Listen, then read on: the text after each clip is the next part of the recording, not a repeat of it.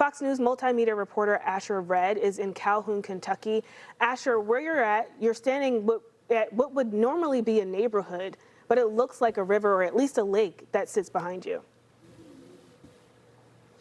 Kiana, yeah, as you can tell, the Green River has gone way beyond its banks. What you're seeing behind me is what would be First Street in this community. This is, you can see some mobile homes back there that have partial water up the way a little bit on the house. Now, this river right now is at 33 feet, which is 10 feet above the flood stage, and it's still rising slowly but surely.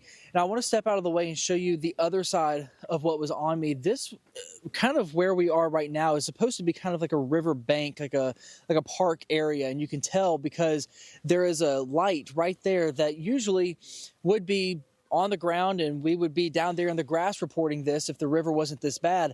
But the water is halfway up that light pole. And then if you go a little bit to the left and behind this tree, you'll see a pavilion that's almost entirely flooded.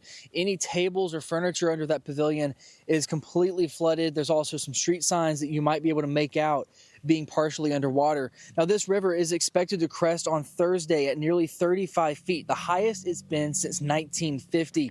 And it's the result of 13 straight days of severe weather. Calhoun here in Kentucky got over a foot of rain during that time. Some people are even using boats to get around, including one man we spoke to this morning who is picking up his dad. I just went and picked him up and brought him out. He's got a prosthetic leg and stuff. It's just hard for him to get around and drive the boat, do everything himself, so I try to help him out as much as I can. The American Red Cross has set up a shelter at a church nearby, and that shelter supervisor says that they haven't hit capacity yet, but more people are starting to come in. The people they don't realize that they've got to get out, most of them. You know, a lot of people don't like to leave, or they have pets, and that's an